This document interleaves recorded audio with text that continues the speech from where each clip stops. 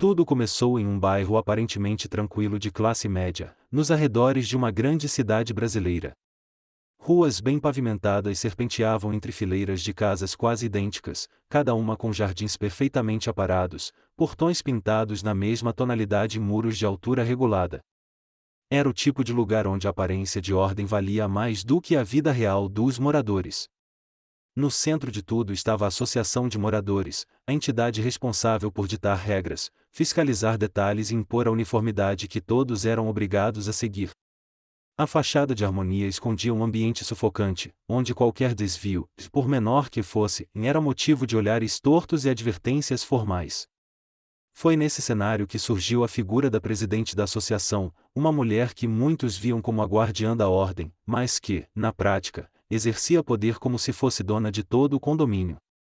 Ela conhecia cada detalhe: quem chegava tarde, quem recebia visitas demais, quem atrasava a mensalidade da taxa.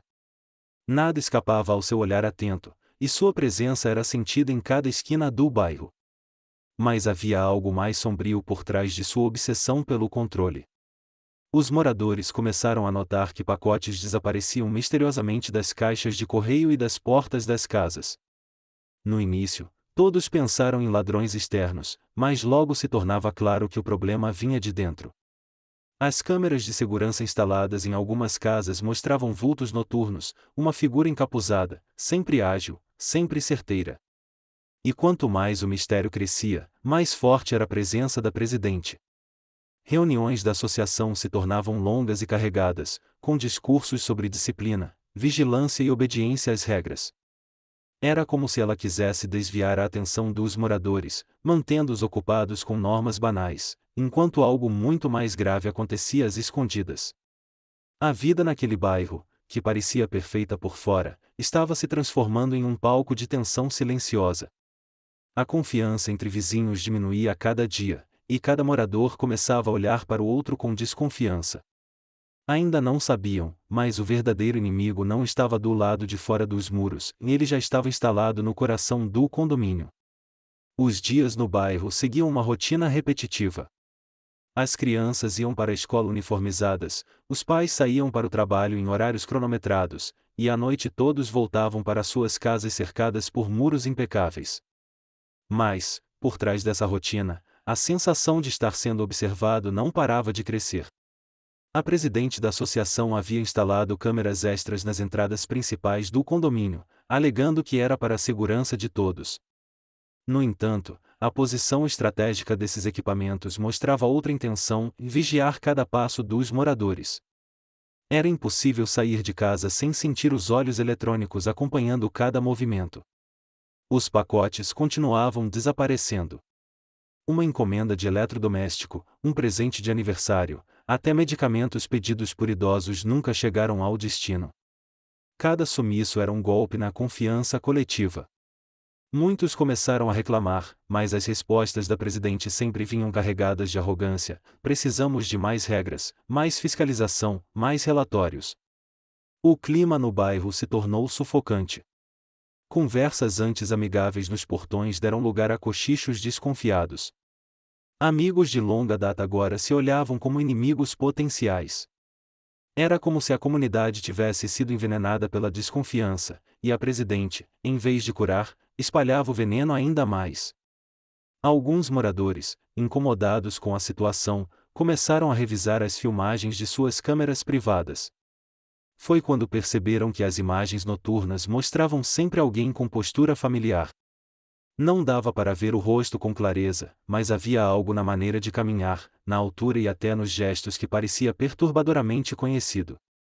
E, em silêncio, uma suspeita começou a se espalhar pelo condomínio. Mas ninguém ainda tinha coragem de dizer em voz alta. Cansados da falta de respostas, alguns moradores se uniram em segredo. Reuniões discretas aconteceram em garagens fechadas, longe do olhar da presidente e das câmeras oficiais. Nessas conversas, as queixas se multiplicavam em taxas abusivas, punições desproporcionais, invasão de privacidade e, acima de tudo, o roubo dos pacotes. Um morador mais ousado sugeriu instalar câmeras escondidas apontadas para a área onde as encomendas normalmente eram deixadas. A ideia foi aceita rapidamente. Se a presidente estava realmente envolvida, era preciso ter provas sólidas, e provas que não poderiam ser negadas. Enquanto isso, a presidente intensificava seu controle.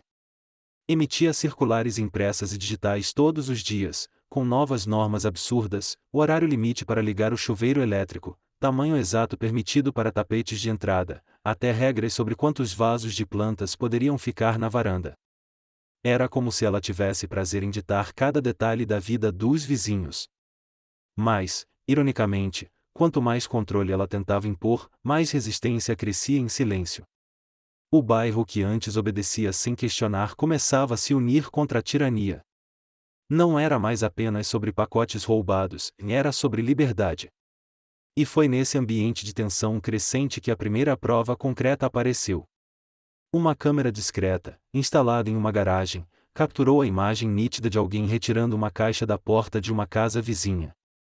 O capuz escuro não conseguiu esconder o suficiente, o jeito de andar, a silhueta, até o relógio dourado no pulso, tudo apontava para a mesma pessoa.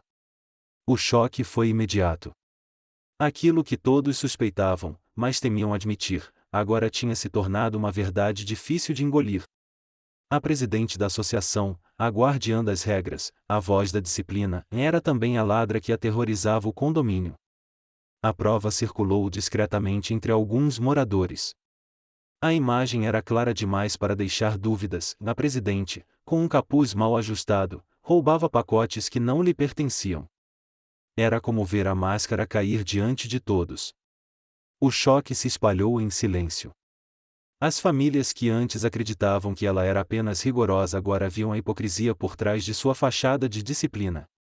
A mulher que pregava moralidade e regras rígidas estava, na verdade, explorando a confiança de todos. O dilema era enorme, expor a verdade poderia causar um escândalo sem precedentes no bairro, mas manter o segredo significava aceitar a tirania e os roubos. Alguns defendiam levar as provas diretamente à polícia, outros preferiam organizar uma reunião da associação e mostrar tudo diante dos vizinhos. Enquanto isso, a presidente continuava agindo como se fosse intocável.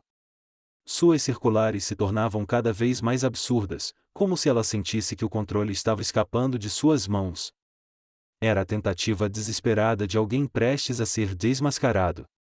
E a cada dia que passava, o peso do segredo corroía mais e mais a comunidade. Já não havia paz nas ruas aparentemente perfeitas. Tudo estava prestes a explodir. Foi marcada uma assembleia extraordinária. A presidente acreditava que seria apenas mais uma oportunidade de reafirmar sua autoridade, mas os moradores tinham outros planos. O salão comunitário estava lotado naquela noite. As cadeiras enfileiradas, as luzes fortes e o silêncio pesado criavam uma atmosfera de tribunal. A presidente entrou confiante, distribuindo olhares severos, como sempre fazia. Mas havia algo diferente no ar, ela não tinha mais a mesma plateia submissa de antes. No momento certo, um dos moradores projetou a gravação na parede do salão. A imagem mostrava claramente a presidente retirando o pacote de uma porta que não era a sua. O relógio dourado no pulso brilhou sob a luz da câmera, confirmando o que todos já sabiam. O salão mergulhou em murmúrios indignados. Alguns moradores levaram as mãos à boca em choque, outros levantaram-se furiosos. A presidente, por alguns segundos, ficou imóvel, como se ainda não acreditasse que havia sido pega. Ela tentou se justificar, alegando que apenas guardava os pacotes para segurança, mas ninguém acreditou. As provas eram incontestáveis. A máscara de autoridade havia sido rasgada diante de todos. Foi ali que a comunidade, pela primeira vez, ergueu a voz contra quem os oprimia. A reunião deixou de ser um espaço de obediência e se tornou palco de resistência. No dia seguinte, a notícia já tinha se espalhado por todo o bairro.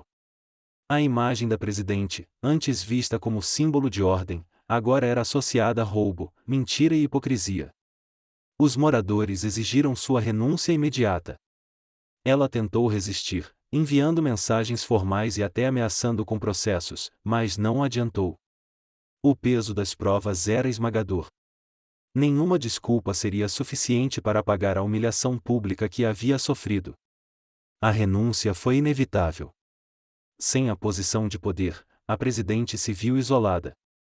Os vizinhos que antes a temiam agora a evitavam, e as ruas que ela costumava vigiar já não lhe pertenciam. A sua queda foi tão rápida quanto havia sido sua ascensão. O bairro respirou aliviado.